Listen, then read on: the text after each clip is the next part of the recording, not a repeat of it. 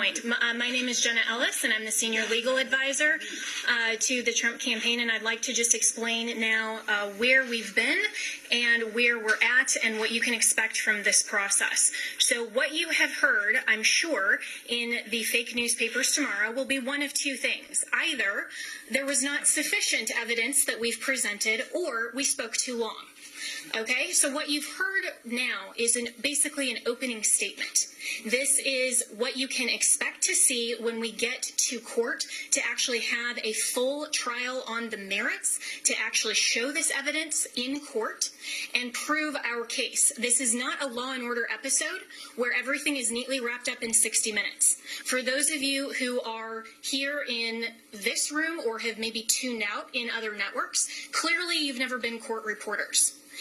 Trials take time. Putting on evidence takes time. This is basically an opening statement so the American people can understand what the networks have been hiding and what they refuse to cover, because all of your fake news headlines are dancing around the merits of this case and are trying to delegitimize what we are doing here. Let me be very clear that our objective is to make sure to preserve and protect election integrity.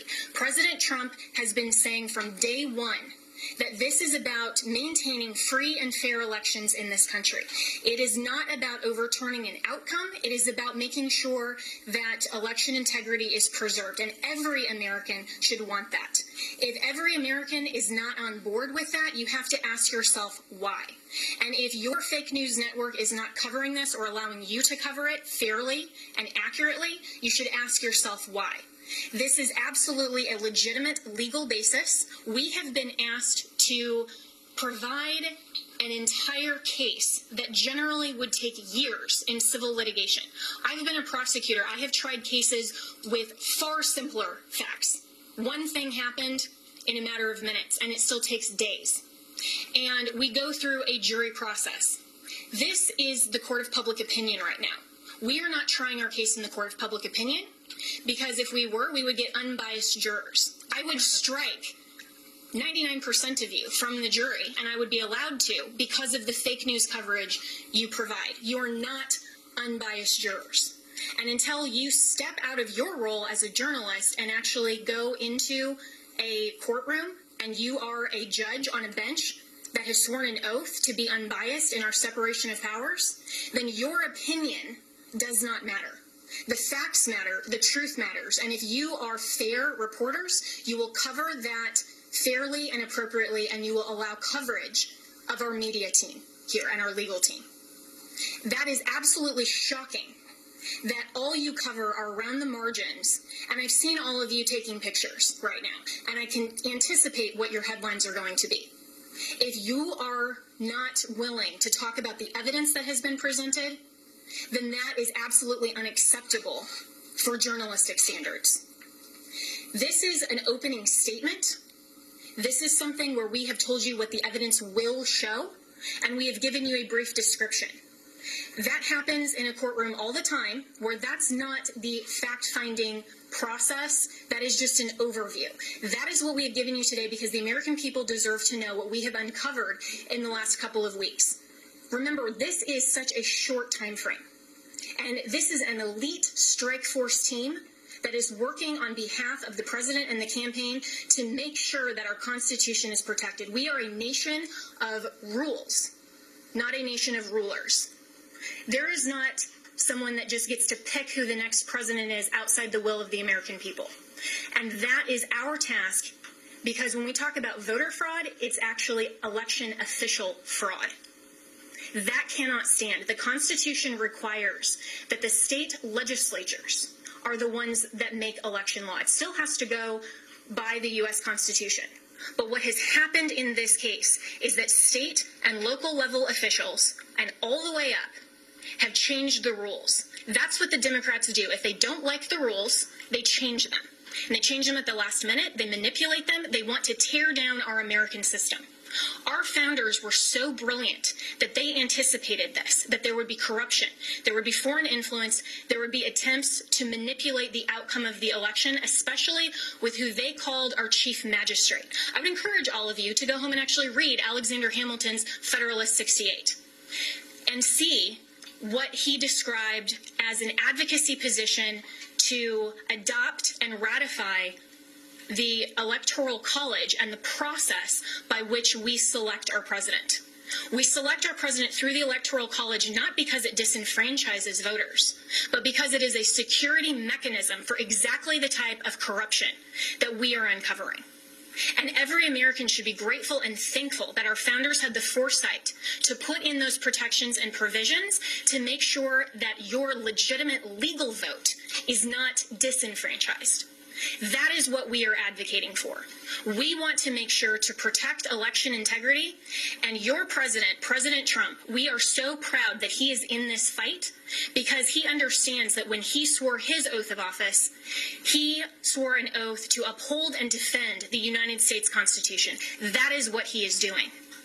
And that is what we are doing. We are confident that through this multiple pathway to victory, we will get to the actual outcome that the evidence shows. But this is not about overturning an election on our part. It's about making sure that we protect and preserve free and fair elections for all future American elections. If the United States caves to corruption or this type of election integrity disaster, then no election will be secure from here on out. And we all need to be keenly aware of that.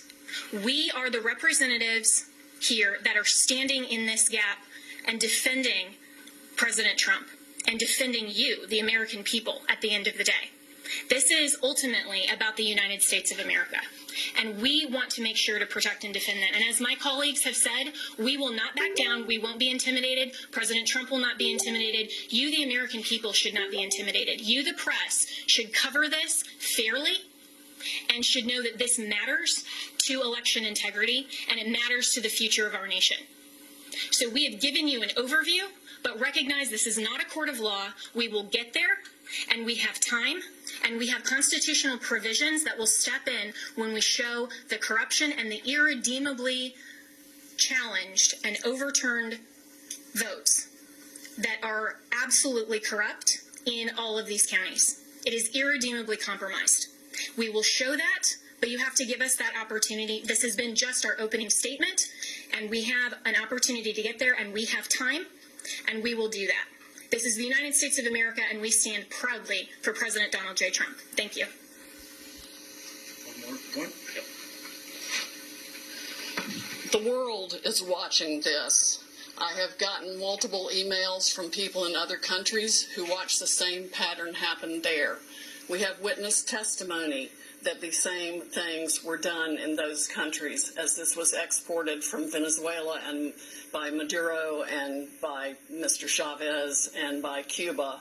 And of course, we know China also has a substantial presence in Venezuela and substantial interest in making sure that President Trump does not continue in office. This is the consummate foreign interference in our election in the most criminal way you can possibly imagine. It must be shut down. We know, for example, that one of the Dominion's highest level employees or officers went to Detroit himself to man the Detroit Operations Center, where he could watch the votes coming in real time and decide what file folder in the system to put those votes into. That's why you see massive spikes after hours when people were told that all the votes were in and all the votes were counted. Many Dominion employees have already reached out to us to tell us the truth. They are Americans who want to ensure election integrity like we do. I would encourage every Dominion or Smartmatic employee who is fed up with the corruption in this country to come forward as soon as possible, because these are serious federal offenses that I am confident the Department of Justice will be in pursuit of in very short order if they are not already. All right. A few questions? Yeah, Mayor Giuliani, this sort of reminds us 30 years ago, they had federal judges doing consent decrees over elections. You had a federal judge overseeing the election. This is old Chicago days. Will you be asking that in Georgia, where you have two Senate races, to have the U.S. District Court judges and federal authorities monitoring elections? I can't say what's going to be done about. Every county we have sort of a Operation Grey. I'm sorry, I didn't, in what county? County, Pennsylvania. Yes. Atlanta, there's sort of an Operation Grey Lord. I don't know if you were Yep. with that. I know about it. I really can't give you an opinion on that. I think, obviously, every election official should learn something from this and be very, very careful with the next election. I know this is a lot of information that we've given you, probably because we're frustrated with what we keep reading and hearing in the censored press, which is that we have no evidence, we have no specifics, we have no backup for what we're saying, and you largely ignore the affidavits that are filed. Whether you agree or disagree with an affidavit, it's evidence. You can't say, I mean, you're just lying to the American people when you say there's no evidence. Sydney was giving you information that come from affidavits from other people that are given under oath. I was explaining things to you from affidavits that come from other people, American citizens, who swear under oath that they saw 100,000 ballots come in and that they were all for Joe Biden. And that I should point out, now that Sydney has spoken, that those happened just around the time that the Dominion or Smartmatic people called a halt to the election. And then you can also trace it with a very big spike in the vote count at exactly that time. Right up. So what we're telling you is supported by evidence. And we're going to have to present these because of the procedures that exist according to the different voting laws of the different states. For example, you asked us about Wisconsin.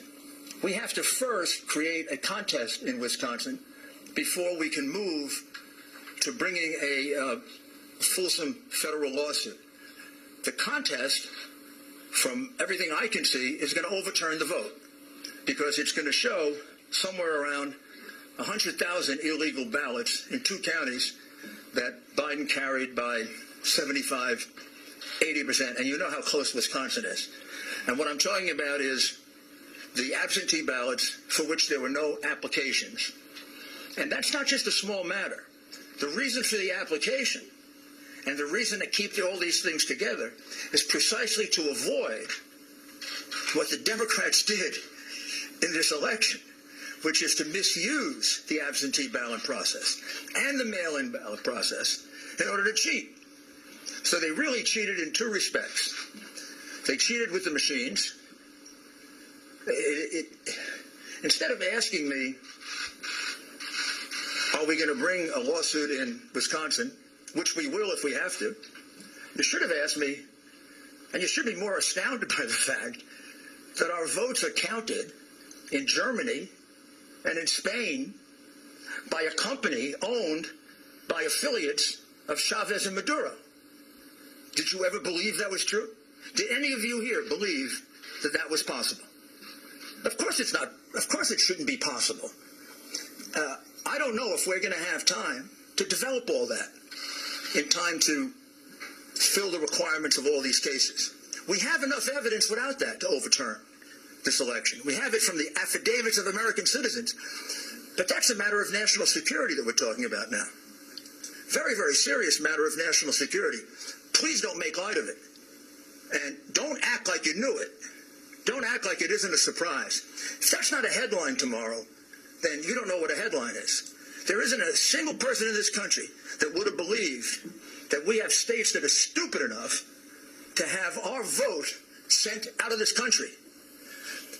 You couldn't possibly believe that the company counting our vote, with control over our vote, is owned by 2 Venezuelans who were allies of Chavez, are present allies of Maduro, with a company whose chairman is a close associate and business partner of George Soros, the biggest donor to the Democrat Party, the biggest donor to Antifa, and the biggest donor to Black Lives Matter.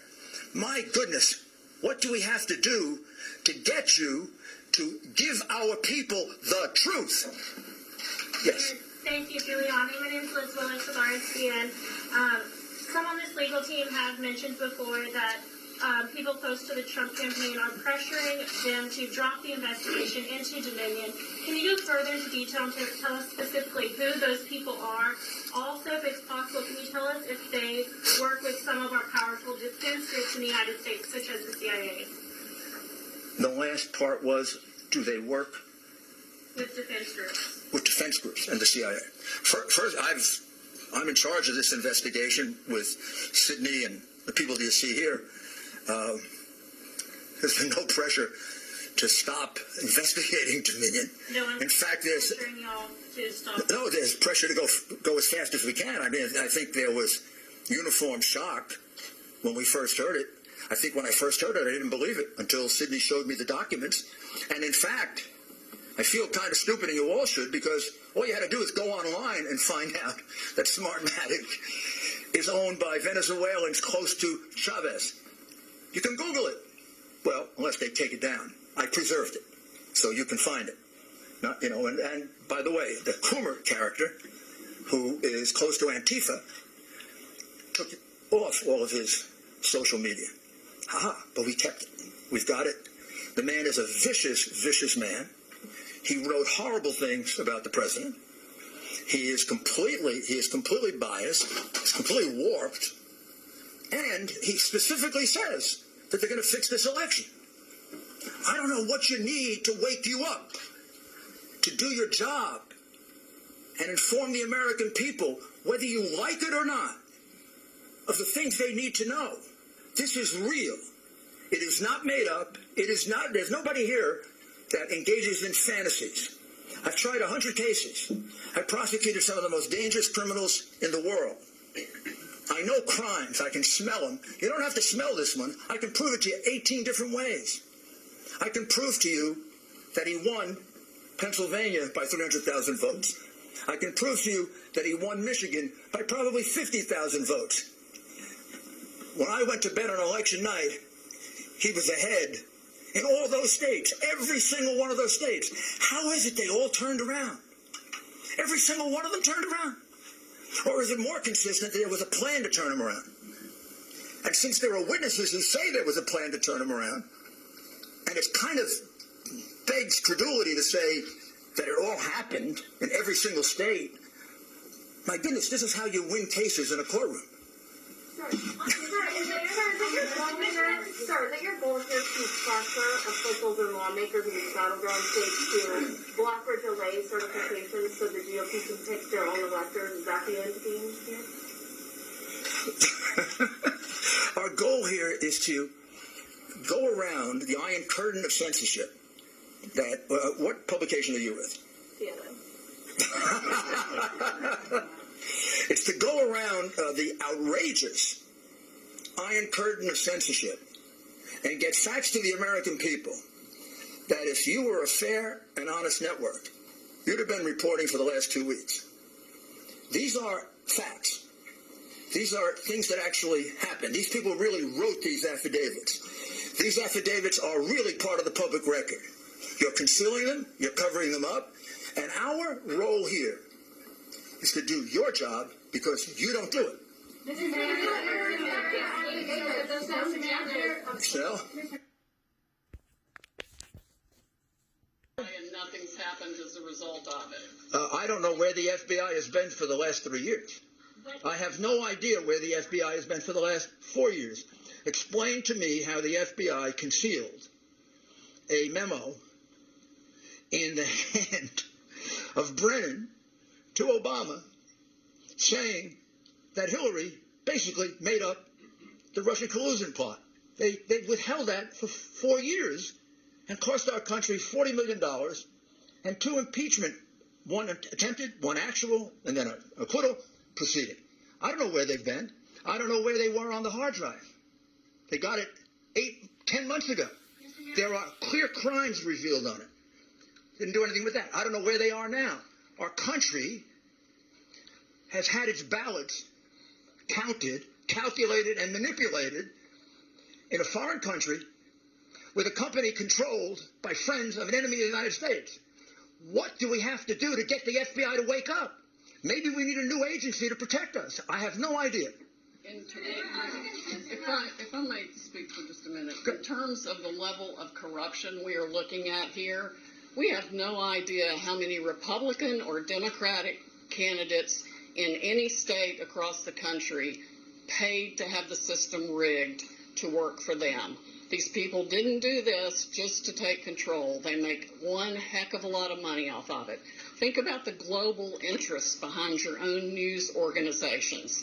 Think about the pressure being brought to bear from the social media companies to shut down free speech on any challenge to the election.